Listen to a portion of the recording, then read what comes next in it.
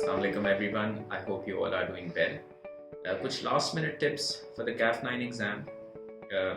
पाँच दिन रह गए आपके पेपर से पहले, तो उस हवाले से रिटन प्रैक्टिस को इस पॉइंट ऑफ टाइम पर आपने छोड़ना नहीं है, विच मीन्स कि दिन के 2 क्वेश्चंस, विच मीन्स आप टिल योर एग्जाम डे तकरीबन 10 क्वेश्चंस आप कंप्लीट कर सकते हैं और उनको अंडर टाइम्ड कंडीशंस कंप्लीट करें, अपने आंसर को कंपेयर करें with the examiner suggested solution और एग्जामिनर कमेंट्स देखें ताकि आप अपनी परफॉर्मेंस लेवल को भी असेस कर सकें, अपनी टाइम मैनेजमेंट को भी इवैल्यूएट कर सकें and you are more effectively prepared for the real exam. इस पेपर के हवाले से जो की एग्जामिनेबल एरियाज हैं उनका आपको ऑलरेडी आइडिया है, but just to give you a reinforcement, companies act 2017 के audit related sections, code of ethics, audit risks, auditors reporting, audit procedures, internal controls,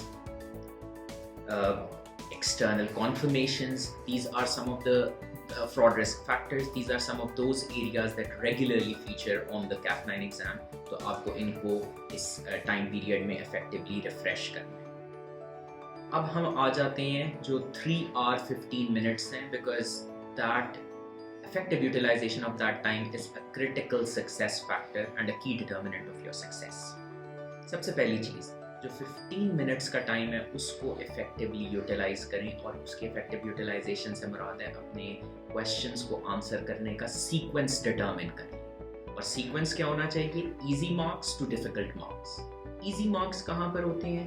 knowledge based questions, 1-2 line की requirement होगी, आप फौरन pick कर लेंगे ये knowledge based questions हैं and you just have to reproduce the relevant material from the study text. तो सबसे पहले उन मार्क्स को ऑब्टेन करने की कोशिश करें।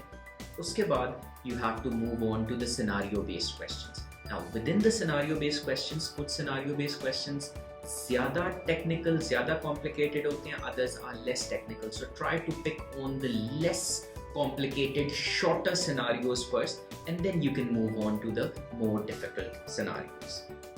पेपर अटेम्प्ट करते हुए कुछ चीज़ों का जो ख़ास ख्याल रखने की ज़रूरत है, उसमें एक पहली इम्पॉर्टेंट चीज़ ये है कि आपके पास केस स्टडी सिनारियोज में समटाइम्स डिफरेंट स्टैंडर्ड्स इन्वॉल्व होती हैं, तो आपने लिंकिंग करनी है डिफरेंट स्टैंडर्ड्स की। फॉर एग्जांपल, अगर मैनेजमेंट ने रिफ्यूज़ कर दी है ऑडिटर को to send out an external confirmation और वो कह रही है कि मैं आपको रिटन रिप्रेजेंटेशन दे दूंगी, तो अब यहाँ पर आइजा 505 मैनेजमेंट से रिफ्यूज़ल के केस में ऑडिटर का क्या कोर्स ऑफ एक्शन होना चाहिए, ISA 580 written representations and ISA 240 fraud risk, क्योंकि denial of access to information, तो सारे स्टैंडर्ड्स इन्वॉल्व। उसके अलावा जो इम्पोर्टेंट चीज़ है that is to remain alert, to display some scepticism.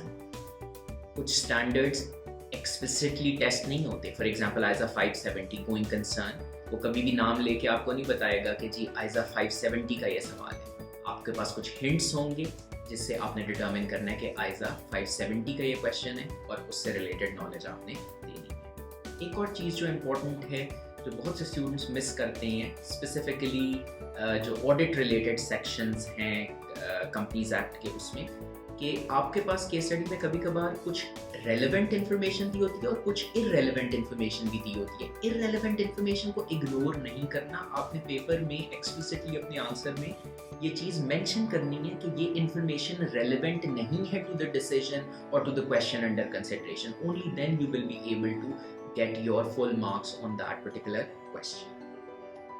So I wish you all best of luck for your exams, and our next session is starting on the 15th of March 2021. Hope to see you there. Thank you.